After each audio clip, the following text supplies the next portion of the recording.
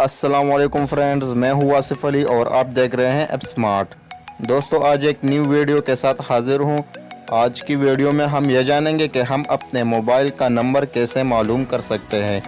तो दोस्तों, आपने इस वीडियो को पूरा देखना है। तो नंबर मालूम करने के लिए अपने डायल में जाना है और डायल में जाने के बाद अगर आपके पास जोंग है तो जोंग के लिए आपने *8# डायल करना है। और अगर आपके पास जैज़ है तो जैज़ के लिए आपने *99# डायल करना है। और अगर आपके पास यूपोन है तो यूपोन के लिए *780*3# डायल करना है। तो जैसे ही आप ये कोड डायल करोगे तो आपके स्क्रीन पे नंबर शो हो जाएगा। लेकिन अगर आपके पास टेलनर है तो टेलनर का तरीका इन सब से अलग है। टेलनर के लिए आपने 7421 डायल करना है।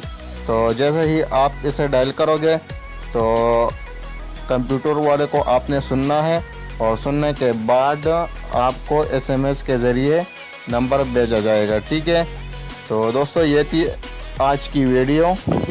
तो दोस्तों, अगर वीडियो पसंद आया हो तो आपने इस वीडियो को लाइक और शेयर ज़रूर करना है और साथ में हमारे चैनल को सब्सक्राइब करना है। तो दोस्तों, मिलते हैं नेक्स्ट वीडियो में, तब तक के लिए खुदा हाफिज़।